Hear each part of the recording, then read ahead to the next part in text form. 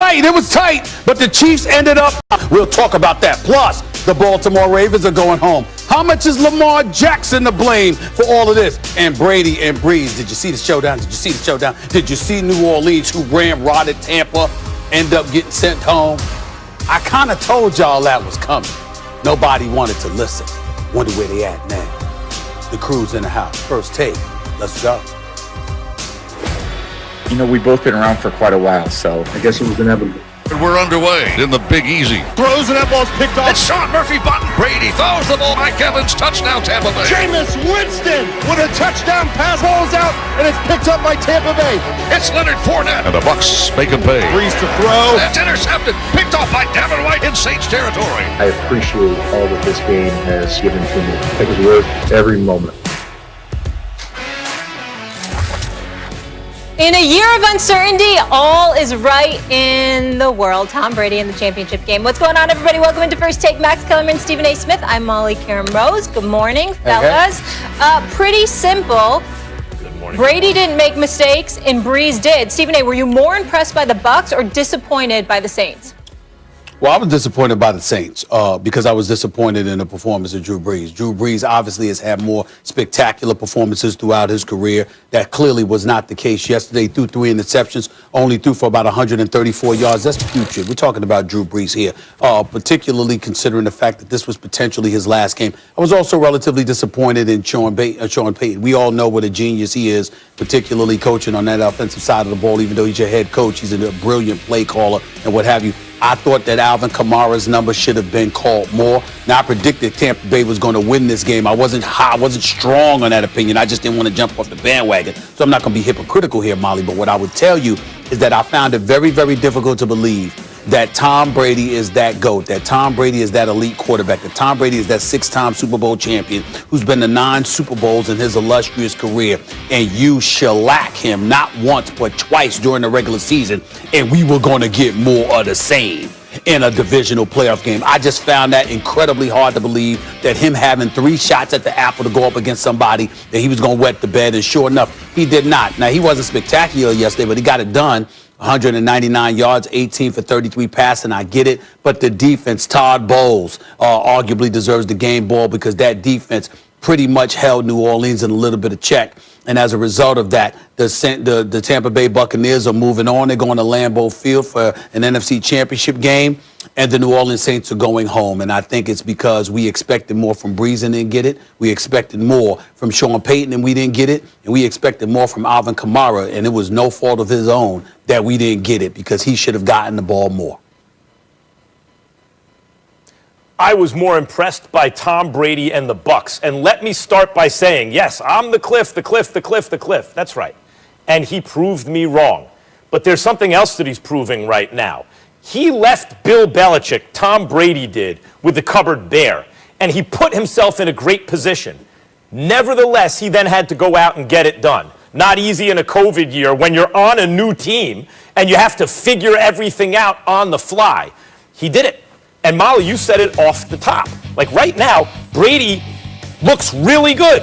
He's in a championship game, in a conference championship without Belichick. Belichick's 7-9 and sitting at home. But you pointed out why, Molly. He didn't make mistakes, and Drew Brees did. Was Tom Brady spectacular? No, he's 43 years old.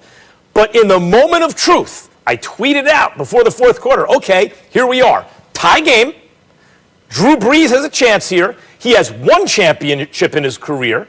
Tom Brady has 6. An enormous reason Tom Brady has 6, not just Belichick. Tom Brady's decision-making is better than everyone else's. That's really why he's the GOAT.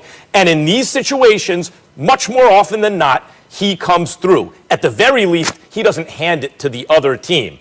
As usual, Tom Brady didn't make mistakes, and the other quarterback did. But it was more than just Brady. The offensive line, which had an injury and then the backup got hurt and the whole thing, the offensive line protected Brady very well. The Saints really were not bothering him with pressure for most of that game.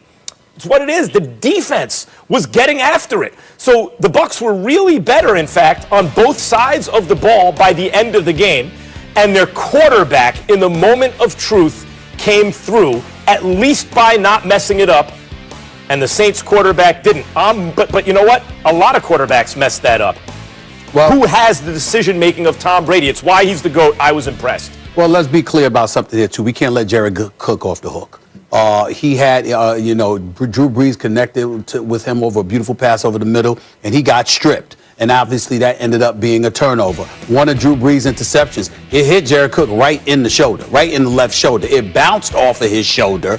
Obviously, his vision was impaired to some degree because there was a defender right in front of him. But the ball hit him, went through his hands, hit him in the shoulder, and caroomed off of him into the arms of a Tampa Bay defender. And so we got to look at him. He didn't have the greatest game as well. He was clearly frustrated. He cared a lot, obviously. Was incredibly frustrated because he knew that was on him. So you got to take those things into consideration as well. Everything wasn't on Drew Brees. It's just that at the end, in the end, when there's so much expectations that's been placed on the shoulders of this future Hall of Famer who was arguably playing in his very last game as an NFL star quarterback, and then you look at Sean Payton and his genius, and you look at Alvin Kamara, 18 carries, 85 yards, how effective he was whenever he touched the ball. Why in God's name would you not get the ball to him more? I understand that Todd Bowles' defense, was doing their thing, but still in all, Alvin Kamara has that explosive kind of play attached to him. You got to get him the ball a little bit more. He didn't touch the ball nearly as much as he should, as far as I'm concerned. I thought he should have touched the ball at least 25 times yesterday. Look, you're right about Drew Brees. He hits a tight end, and the tight end gets stripped. That's not on Drew Brees. And heading into the fourth quarter, however they got there, because especially early in the game, it's like the Saints should be up by a lot right now. They're not, because of a couple key plays, and one of them was really not the Saints' fault. But heading into the fourth quarter, whatever had happened already. Now what you're going to do? What are you going to do about it? And it's not so much just that Drew Brees messed up, but Tom Brady didn't. One thing I felt very comfortable about, the reason my focus was on, okay, Brees, what are you going to do? Is because I had a lot of confidence that at the very least, Brady wouldn't screw it up. It's not that he's infallible. He's made bad decisions in huge moments before because he's been in so many of them. But much more often than not, he doesn't beat himself. He doesn't force it. He's not the reason you lost. Even in the Eagles Super Bowl, right, for 1 billion yards, he wasn't the reason they lost that game. He did it again. His offensive line came through. His defense is peaking at just the right time. That was a very impressive performance by the Bucs on the road against a team that has beaten them twice in obviously a must-win game for them, but also a big game in a certain respect for Brady's legacy, just in the sense that, okay, Tom Brady, you're not in a division with the weakest quarterbacks ever over a 20-year period. So you have a free pass to the AFC Championship game. You're now in a division with another great quarterback, and he's beaten you twice. What are you going to do? Are you going to get to the championship game again? The answer was yes. It was impressive by Tom Brady and the Bucs. Correct me. Listen, help me out here, guys, and forgive me if I didn't know my ignorance, Molly. Did Michael Thomas get hurt or something? Did something happen to Michael Thomas? Did I miss something?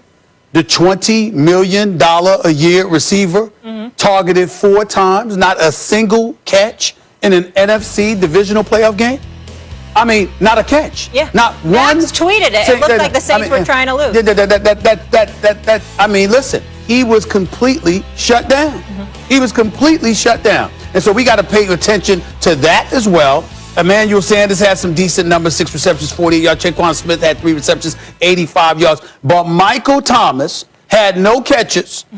And Alvin Kamara didn't touch the ball more. Again, I have to look at Sean Payton, who I respect and like a great deal. But I have to look at him because how are your 2 primary weapons for Drew Brees such non-factors? Both can be attached to Sean Payton. Where was your game plan? You can't get off your number 1 receiver that's getting paid $20 million a year? What the hell is the problem? He just signed a contract. We all talked about how much he deserved it. We all talked about what a stud Michael Thomas was and is. We still believe he's a stud. How the hell do you not have 1 single catch in a divisional playoff game? Not one. Not one. Yeah. I mean, Godwin dropped a touchdown. Stephen A. Godwin dropped a touchdown. Both. You could point to details on both sides, but at the end of the day, Brady didn't mess it up. Whoa. Does Godwin get paid $20 million? No. $20 million? What does that have to do? Yeah, right. But that has a lot to do with it, man. He's just saying he's the guy. He's the guy. Right. He's the man. He's $20 got million? to make it happen. Big time players, big time moments. That's why he got big time plays. paid. You know? Right, but the point is you can point to that kind of stuff on both sides of the ball. What you can't point That to was not Michael in Thomas. the fourth quarter, in the moment of truth, is Tom Brady screwing up. Max, you just said yourself, you go to Antonio Brown. You got Mike Evans. You consider those two before you consider Godwin. Michael Thomas is the man. Godwin's a bad dude. And it's been, I think he's been dropping passes lately, and he dropped one yesterday. But he's a he can ball. But Michael Thomas is that dude for Drew Brees for years. Michael Thomas is better than Godwin. That's right. That's true. $20 million a year. All right, here's what I do know, fellas. We now have an NFC Championship game for the ages. Yes, sir. That bad man and the GOAT. I cannot wait for it. But For the ages? He's a bad man. yeah, for the ages, Max. He's a Come bad on, man. Rodgers and Brady. What's better? You He's thought a that? bad